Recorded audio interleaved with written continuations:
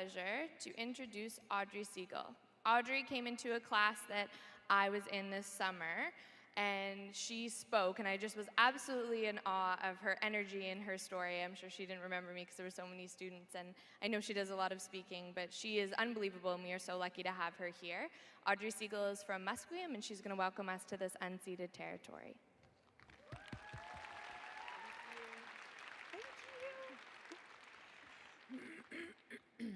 Hello, everybody.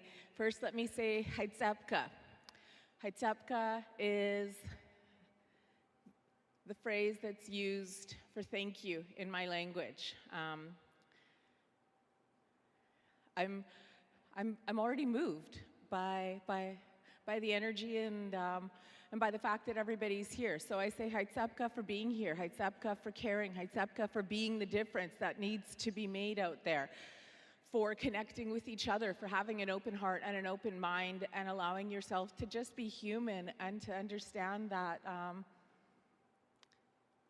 the person sitting next to you, they're human too. So the reason I'm here, it's multiple reasons. First, to acknowledge that this is the unceded land of my ancestors, the Musqueam people. So to start it off right, I say, Mitsep kwatquilam atanash with Musqueam tamoch tanawel.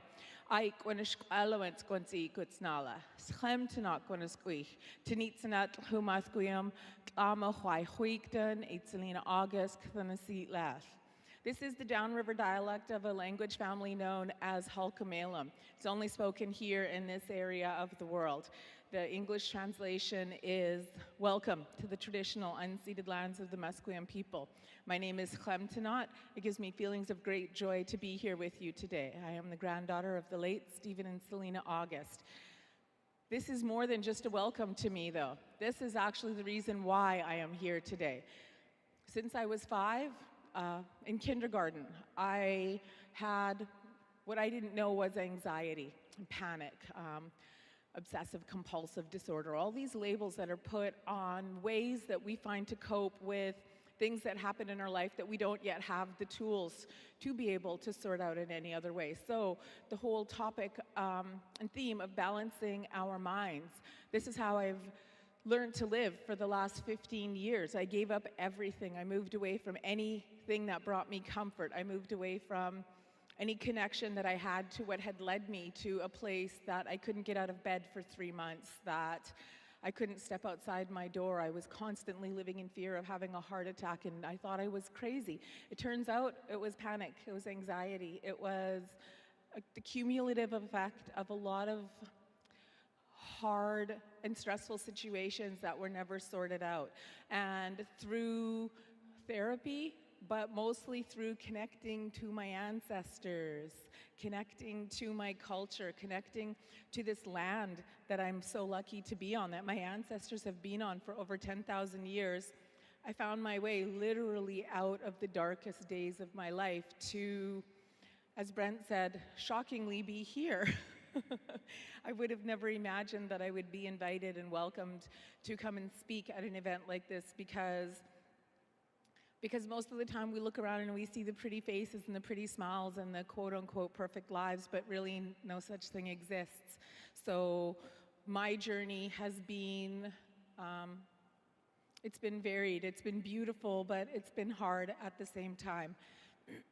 Before I carry on, to finish the welcome, I will sing a song. This is a song, most of the work that I do specifically for women, for the life givers. So I sing this song for the women and for all of the amazing men who support us, all of the amazing men who stand strong beside and at times in front of us so we can do what we need to do. It's the Strong Woman song, and please do clap along with me. Let's make it interactive so you can be part of it as well. And then when I finish the song, I'll be watching the timekeeper to see how much longer I have to share.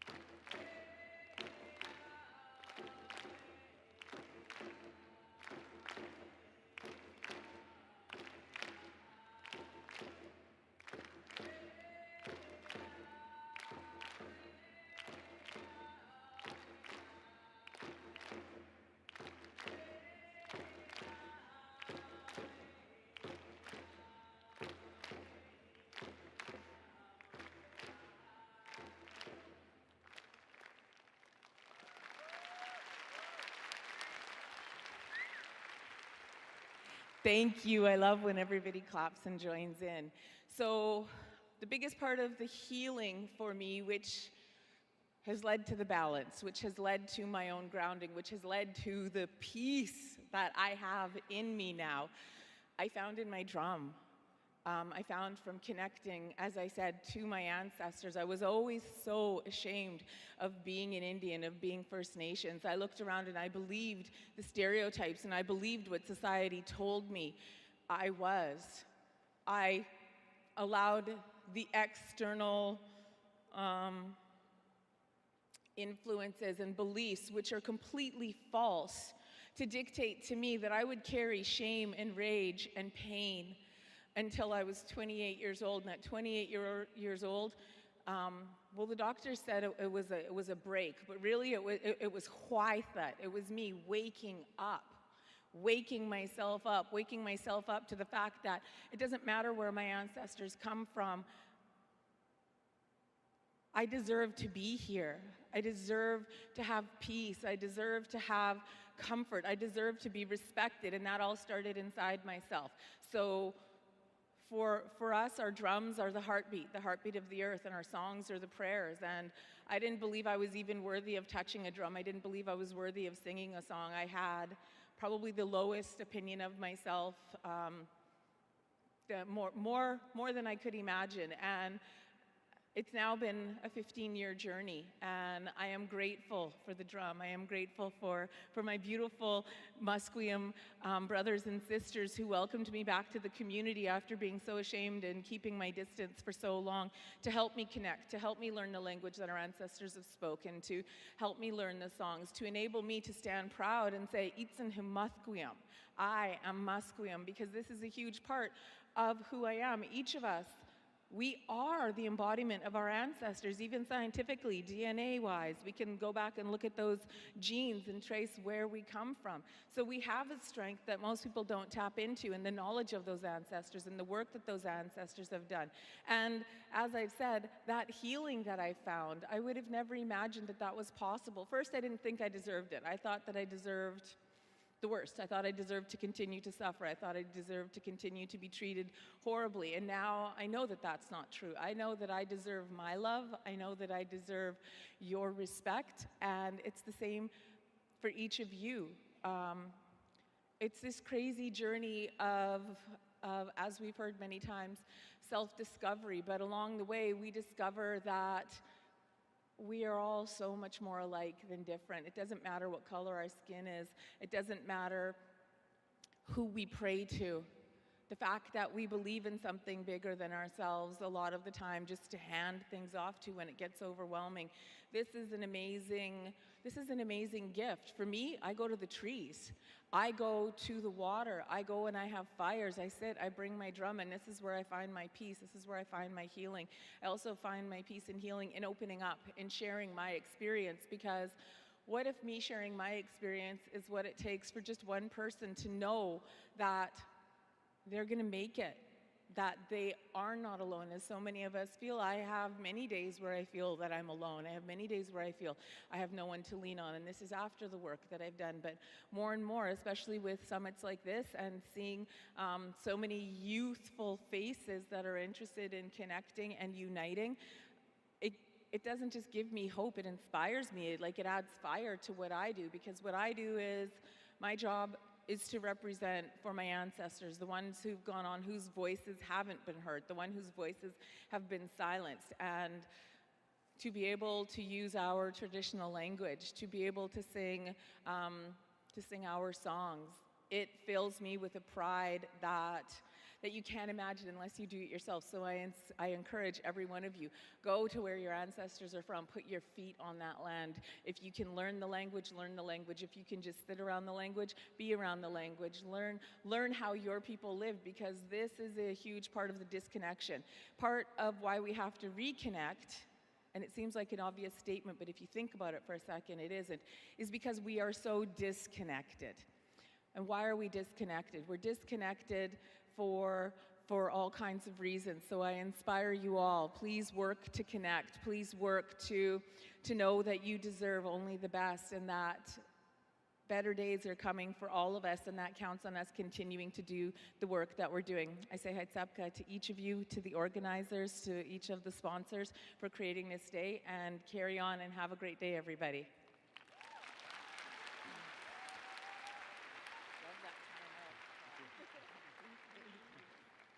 Thank you. Thank you so much, Audrey, for sharing some of your story and really tying it back to the theme of connection for the day and for welcoming us to this land. Absolutely, that's an important part of the day. And Audrey, all I can say is you are worthy, is she not? Yeah.